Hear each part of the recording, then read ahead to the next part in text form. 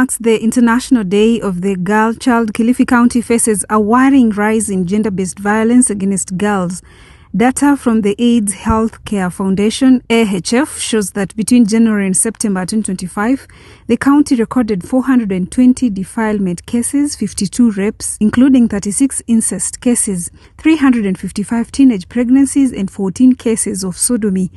Gender champion Kennedy Furaha Charo from Magarini Sub-County decried the growing trend, noting that even trusted community members are among the perpetrators. Bibi Anna Salimu of Sauti ya Wanawake Magarini called for equal mentorship of boys to curb violence and promote gender balance, while community champion leader Mulongo linked teenage pregnancies to poverty and lack of basic needs.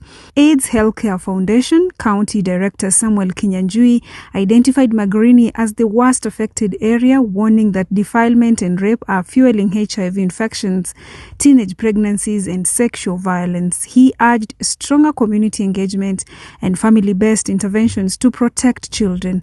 To mark the day, AHF Kenya led a community dialogue in Ganjoni under the theme "The Girl I Am, the Change I Lead," bringing together local leaders, teachers, and youth to discuss root causes and joint solutions to issues such as gender violence, sex tourism, child labor, and early marriages. Kimya ambacho unasikia kiko hapa. Jambo likifanyika, wazee wanaongea polepole, mambo yananyamaziwa. Hawa ndio wenye kulea hawa wabakaji na kuwapa motisha wa kubaka mmoja kwenda kwa mwingine. Tumesikia kesi fulani hapa ambazo zimeendelea na wabakaji watatu wameweza kushikwa, kesi kufunguliwa, na kwa sababu ushahidi ulitolewa wa kutosha, wamefungwa zaidi ya miaka 22 kila mmoja wao. Tungeomba juhudi hizi zizidi, lakini wahusika kama maafisa wa nyanjani wa watoto wanasema jambo kubwa ni kwamba watoto hawaletwi kwa wakati hospitalini, na kwa hivyo ushahidi muhimu unapo. The government intends to build a large dam in Galana to provide water for irrigating up to 200,000 acres, a key part in its long-term plan to boost food security. This is according to Water and Irrigation Cabinet Secretary Eric Mugaa, who spoke during the launch of the first maize harvest at the Galana Kulalu Food Security Project. The project, located in Kilifi and Tana River counties, is implemented under public-private partnership with 𝐍𝐢𝐬𝐬𝐿 Limited. The first 1,500 acres have produced between 28 and 30 bags of seed maize per acre, making a major turnaround for a project once seen as a failure. Irrigation Principal Secretary Ephatus Kimotho, who accompanied the CS, said the success of Galana Kulalu proves that arid and semi-arid lands can contribute to Kenya's food security through irrigation. He added that the government is engaging more partners interested in cultivating additional 180,000 acres. We have invested 519 million here to do an intake, to do a pumping system, to do an irrigation canal, and 2 small dams to ensure there is double redundancy.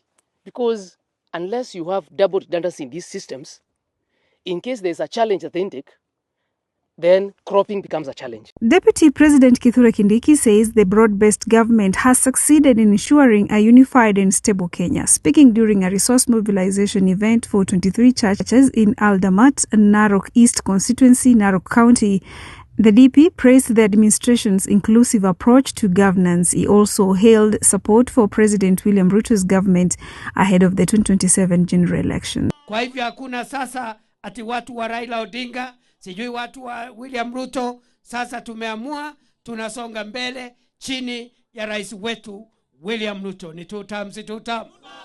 To sports, where Kenya's Joseph Okal delivered a stellar performance to win the men's elite title at the African Duathlon Cup in Kilifi, clocking 1 hour, 3 minutes and 14 seconds in what he described as a true test of endurance, patience and tactical skill. Teammates Lewis Kinyua and David Wanjiru finished second and third in 1 hour, 3 minutes and 24 seconds and 1 hour, 4 minutes and 39 seconds respectively, sealing an all-Kenyan podium.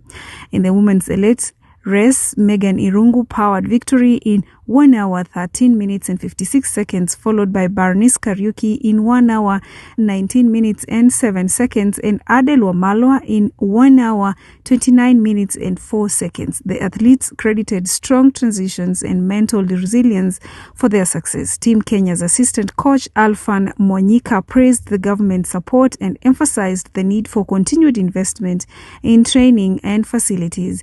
Duathlon Kenya President Joycelyn Nyambura lauded the local hosting for continental events, noting that it helps athletes gain ranking points and promotes the sport's growth at the grassroots levels. The event, organized by Duathlon Kenya in partnership with African Triathlon and World Triathlon, concluded on Saturday ahead of the African Triathlon Cup on Sunday. What works for me usually is the transition.